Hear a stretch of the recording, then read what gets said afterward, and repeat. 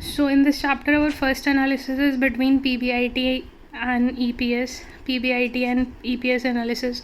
What is PBIT? PBIT is our profit before income and tax. Interest and tax.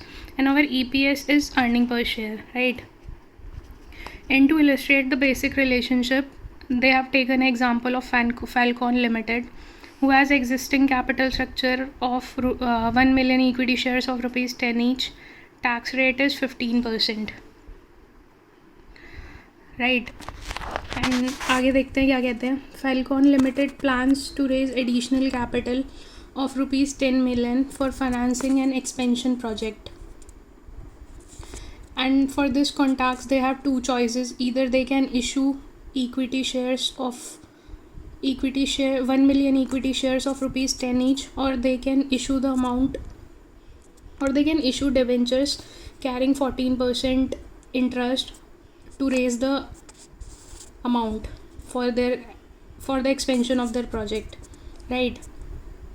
Now we will see what will be the EPS. Now the question is asking what will be the EPS under two alternative financing plans for two PBIT levels. One is 4 million and second is 2 million. अब हम exhibit में देखते हैं कि कैसे raise करना चाहिए हमें ये अमाउंट, जब 40 लाख की बात आती है और जब 20 लाख की बात आती है, राइट? अगर हम एग्जिबिट को देखें तो एक तरफ इक्विटी फाइनेंसिंग है, एक तरफ डेब्ट फाइनेंसिंग है. जब हम इक्विटी से 20 लाख और 40 लाख रेज कर रहे हैं तो कोई इंटरेस्ट नहीं देना. डेट से कर रहे हैं तो इंटरेस्ट देना पड़ेगा. 14% डिवेंचर्स, 14% इंटरेस्ट था डिवेंचर्स पे, फिक्स था, वो हमने दे दिया. माइनस करेंगे, प्रॉफिट आफ्टर टैक्स आएगा. ये यहाँ पे गलत mention, profit sorry before tax, ठीक है. अमाउंट आ जाएगा दोनों में, उसके बाद टैक्स माइनस कर देंगे, प्रॉफिट आफ्टर टैक्स आ जाएगा. EPS निकालने के लिए number of equity shares mentioned है क्वेश्चन में, डिवाइड कर देंगे तो हमारे पास अपना EPS आ जाएगा, ठीक है. यहाँ पे फॉर्मूला भी दिया हुआ है EPS को निकालने का. PBIT में से इंटरेस्ट माइनस किया, फिर टैक्स माइनस किया, डिवाइडेड कर दिया नंबर ऑफ़ शेयर्स से.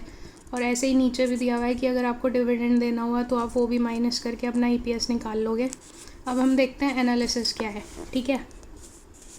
जब हम सिर्फ इक्विटी से फाइनेंस कर रहे हैं, अगर हमें 20 लाख, यहाँ हम देख रहे हैं, जब हम सिर्फ 20 लाख इक्विटी से फाइनेंस कर रहे हैं तो हमारा EPS है 0.50.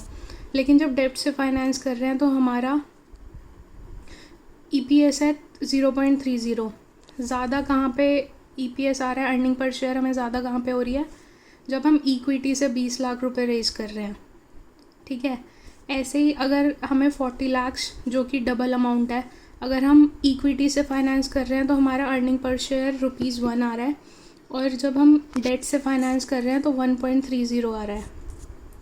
तो यहाँ पे बेनिफिशियल ऑप्शन क्या है कि आप डेब्ट से अपना अमाउंट रेज करो, ठीक है.